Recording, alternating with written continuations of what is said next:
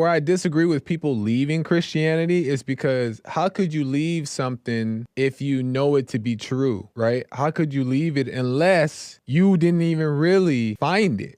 What you found was a community of people, maybe on a mass scale, that don't follow what Christianity really is. So you rejected the perception of it or how people treated you who identify with Christianity, but you didn't get to know it for yourself, because if you got to know it for yourself, then that would be your opinion about it, opposed to you still searching for something to make you feel better, right? And that's where I disagree when people leave, is that why aren't you knowing for yourself? Why aren't you getting to know yourself to find God within? Why do you have to go to these different religions for them to tell you how you should believe? Know this for yourself. When I hear that, I'm like, well, you didn't even really have it in general. You're mad that they're judging you and they're not upholding Christianity, or they look like a hypocrite or whatever. But yeah, you're judging as well by saying this religion is not for me, because you're not looking for yourself. So that's another thing I disagree with people leaving. And going back to the quick point that it's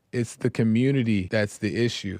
And I can understand why somebody would not want to go to a church where things seem backwards or where things don't match up. I understand why you would want to leave that, but it's a slippery slope and a fine line to now blame Christianity as a whole. Get to know God within. People lost common sense. It just comes down to that. It really comes down to that. There is a guiding light that's within all of us, right?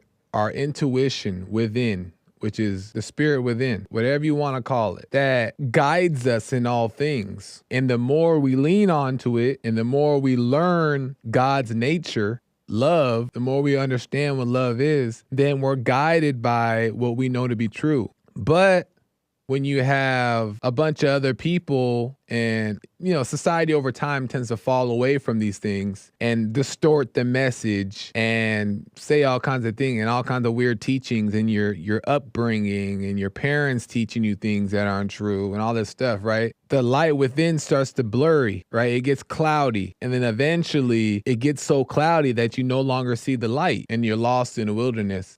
Now in conversations, whether it be in conservatism or talks about religion, oftentimes what he's witnessing and most people witnessing is that, where are we going with this? Where's this argument going? Where both of us sitting here arguing, but we're not getting to the truth. And yes, there's an objective truth, but what I believe that is just love. Knowing how to be of love in that moment. Because not every single moment in a discussion calls for you to prove this other person wrong or tell this person about the objective truth of God. No.